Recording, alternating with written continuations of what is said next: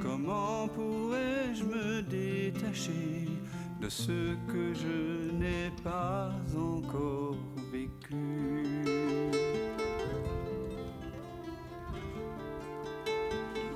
Tout irait très bien si seulement je n'étais pas agité, c'est ça? Et si l'agitation me quittait, j'avais marqué dans le chat. Très bien. Donc, sans que de tout ton être, de tout ton cœur, tu voudrais qu'elle te quitte, mais que c'est pas possible. C'est comme ça. C'est là. Qu'est-ce qui se passe alors, Françoise? Qu'est-ce qui se passe? Je ressens de la tristesse. Voilà, voilà. Alors, sens la tristesse. Goûte-la. Laisse-la monter, parce que généralement ça monte du ventre, poitrine, gorge, hein, ça suit un chemin comme ça de... Goûte pleinement cette tristesse, sois avec, vibratoirement, tactilement. Ne cherche pas à faire de commentaires. Hein. Sens tactilement la tristesse, ce que tu appelles tristesse. Et tu peux juste dire, voilà, je suis la tristesse. Être pleinement ça. Pourquoi refuser quelque chose qui est là? Puisque je suis le sans forme qui prend la forme de la tristesse, je dois aussi pouvoir goûter cet aspect de moi. Sinon, ça veut dire que je me coupe de moi-même, je retombe dans l'ignorante ignorance, dans la dualité. Laisse-toi toucher vraiment, Françoise. Un peu comme si ton corps était une éponge et que la tristesse était une eau tiède qui gagne toute l'éponge, tu vois, par contiguïté. Et on pose une éponge sur une table mouillée et si l'éponge est sèche, le mouillé remonte dans l'éponge. Donc une émotion, c'est ça, c'est une diffusion, c'est quelque chose qui est concentré et qu'enfin on laisse vivre. Et donc c'est comme un point d'encre dans un océan de transparence. Au final, ça s'étend dans toutes les directions, tu vois. Et tu fais un avec la tristesse. Je suis la tristesse, bien sûr. En réalité, bien sûr, c'est je suis le sans forme qui prend la forme de la tristesse.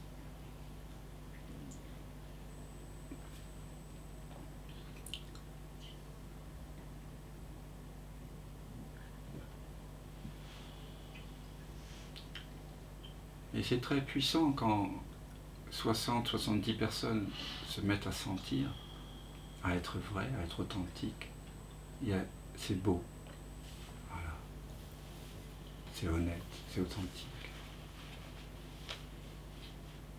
Qu'est-ce que... Comment c'est là pour toi, Françoise? Je ne te vois pas. Oui, je suis toujours là, oui. Oui, je te vois pas, c'est parce que moi je... Oui, j'ai cette douleur au cou qui revient, qui part, qui revient, parce que ce que tu viens de me faire faire, je le fais. Ok, alors maintenant la douleur... Tristesse, je le fais, mais j'ai toujours cette douleur qui part et qui revient que je n'arrive pas à chasser. Il ne faut pas la chasser. Il ne faut pas la chasser. Ici, on n'est pas à la chasse. Oui, je sais bien qu'il faut la regarder. Mais... Non, il ne faut pas la regarder. Non. On n'est pas non plus dans du voyeurisme. Non, je plaisante. Là, il faut sentir. Non. Il faut goûter. On est dans la voie du senti. Sois la douleur. Je suis la douleur qui apparaît et disparaît. Je suis le coup. Sans ce que ça fait que d'être ça. Complètement. C'est pas voir, je me mets à distance. C'est vraiment sentir, c'est être la douleur. Je suis la douleur. Tu tambourines avec elle. Entre, voilà, c'est comme...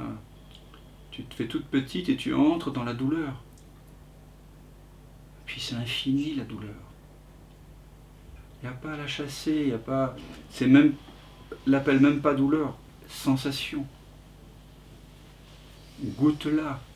Elle a plein de ramifications. C'est comme quand on écoute... ce soir, cet après-midi, je chantais Tristan et Isolde à l'Opéra de Paris.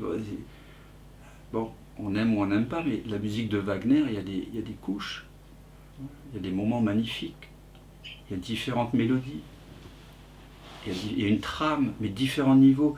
Et pareil, la douleur, c'est pareil. C'est pas juste, quand tu mets le mot douleur dessus, déjà, tu te le mets à distance, non. Tu dois pénétrer la douleur, amoureusement, sensoriellement, sensuellement. C'est tactile, c'est vibratoire. Là, on est dans un autre monde. On n'est pas dans le monde de la vision sans tête, du voir, on est dans le monde du senti. Là. Tu fais un avec, tu pénètres la douleur, tu sens de l'intérieur ce que ça fait que d'être elle. Sans les mots, tu vois. Parce qu'en général, quand tu as goûté la tristesse, arrive cette douleur, et cette douleur fait que le mental est réactivé. Non, il faut continuer en fait. C'est pour ça que ça a de la valeur d'être accompagné pour certaines douleurs, pour certaines choses. Parce que c'est difficile soi-même de sentir quelque chose, parce qu'il faut être impersonnel. Donc pour ceux qui sentent qu'ils en ont le besoin, vous pouvez me contacter pour des séances d'accompagnement, par Skype, téléphone, Zoom ou sur place. Voilà. Mais souvent il y a le mental qui réagit, tu vois, à un moment donné, tu veux bien sentir la tristesse, mais tu ne veux pas sentir la douleur. Donc il y a des refus. Donc il faut aller sentir toutes ces couches de refus. Tu comprends, Françoise? Oui, oui, tout à fait. Donc ce que je te propose, comment tu te sens là? Oui, c'est vrai, il y a plein de refoulements, oui, je suis d'accord avec toi. Bon, ça, il faut prendre le temps de le goûter. Moi, je peux te proposer des séances individuelles où tu peux aller voir quelqu'un, mais c'est pas parce que on va écouter une douleur ou une émotion ou des choses refoulées qu'on fait de la thérapie conventionnelle. Non, on fait ici de la thérapie non-duelle. On explore la douleur, on explore la résistance, on explore l'émotion, parce que ça fait partie de nous, de la vie, mais on va le réaccorder au silence de notre vraie nature. C'est une thérapie non-duelle. C'est pas un terme barbare. C'est ce qu'a fait thérapie non-duelle. Les plus grands textes de non-dualité sont basés sur ça. Le Bhagavad Gita, c'est une thérapie.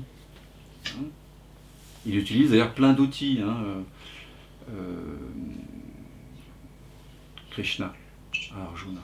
Dans l'Ashtavakra Gita, dans le Vasishta Yoga, pardon, c'est aussi une thérapie de quelqu'un qui est déprimé. Donc, ces couches de dépression, il faut aller les regarder, Françoise, il faut les sentir, il faut les... Voilà, et chaque fois, bien sûr, revenir à la présence. Bien sûr, parce que c'est elle qui est révélée. Donc là, on est un peu tard. Je t'invite à participer à d'autres satsangs. C'est la première fois que tu viens au satsang ici? Oui. Non, pas vraiment, mais tu sais que j'ai failli venir à Paris. J'ai failli venir à Paris l'autre jour. Mais c'est toi, d'accord, ok, je ne sais pas, oui. D'accord, ok. Eh bien, écoute, voilà, contacte-moi et on va explorer ça ensemble. Hein? On va entrer en intimité.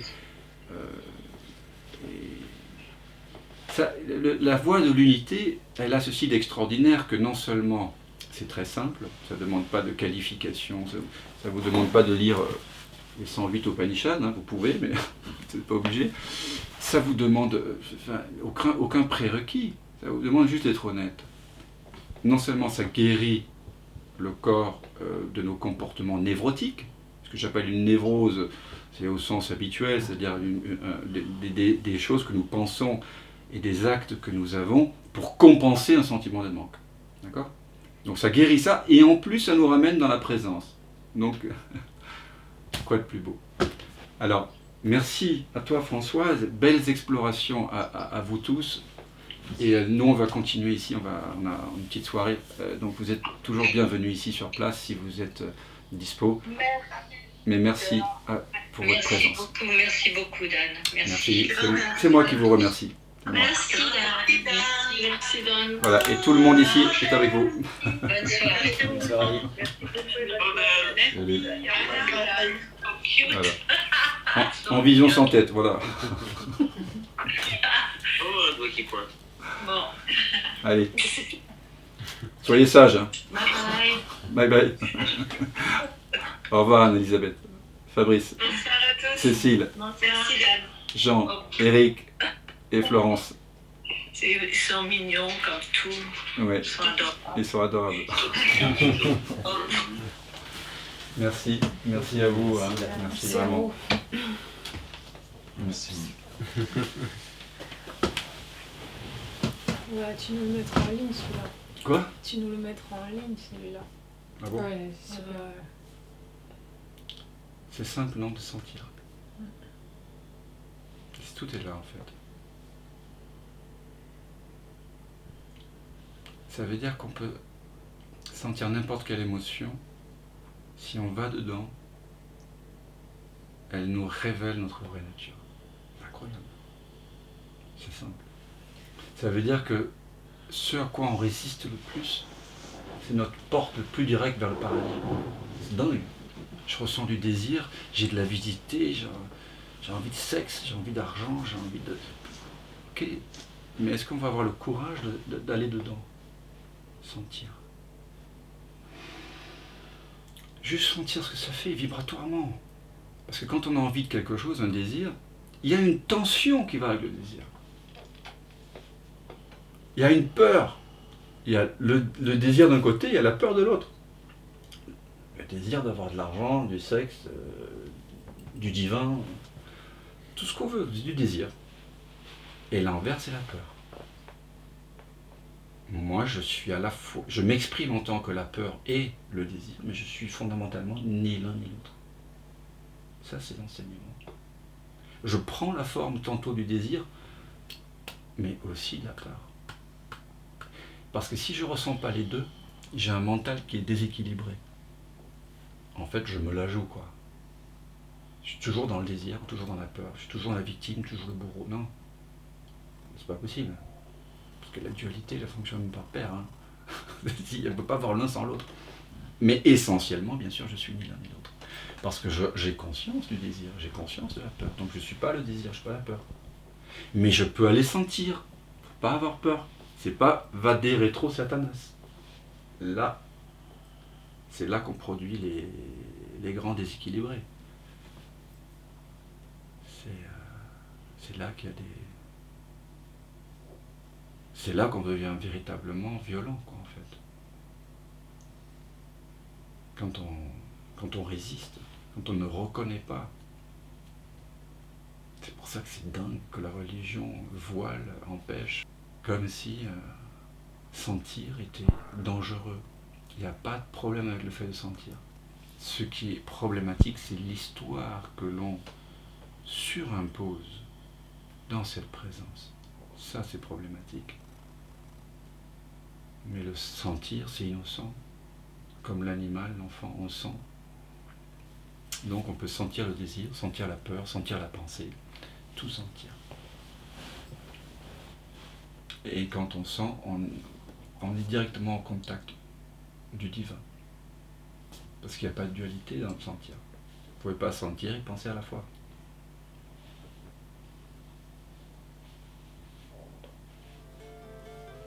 Mais il faut avoir le courage d'oser sentir.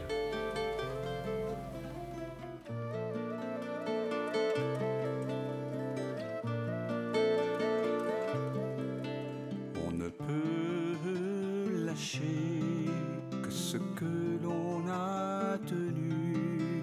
Mais comment pourrais-je me détacher de ce que je n'ai pas encore vécu?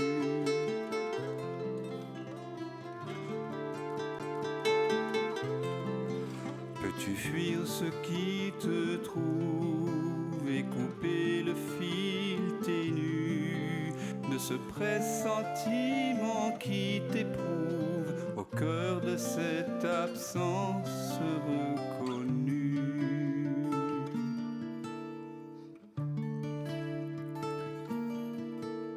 Ceux qui s'obstinent pendant le sommeil, ce que tu sens juste après le réveil, car de la fleur des dérives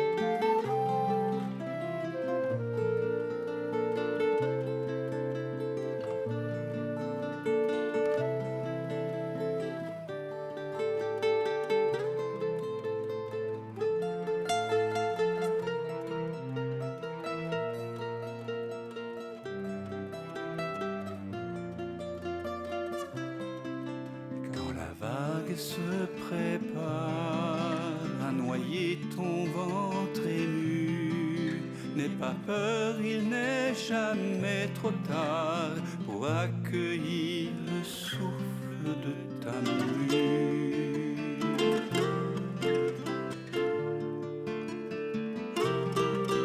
Le passé n'existe pas quand le cœur est mis à nu. En quittant le vu pour vraiment voir, tu cueilles en toi ce monde entreaperçu.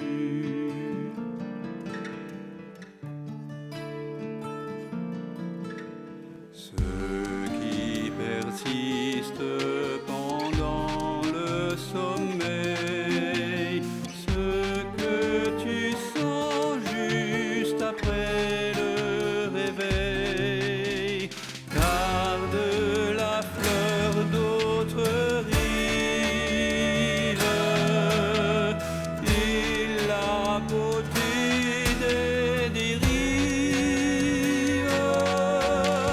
à la fraîcheur de l'éveil. Ceux qui te rêvent t'arrivent.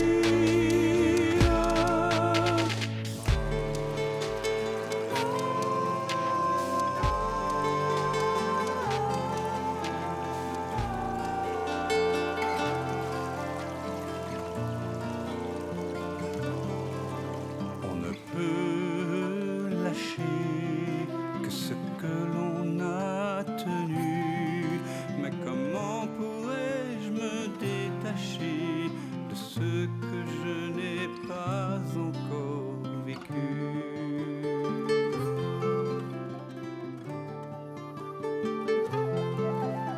Pour renouer avec ce fil ténu qui nous relie, cet inconnu, ce lien subtil, ce fil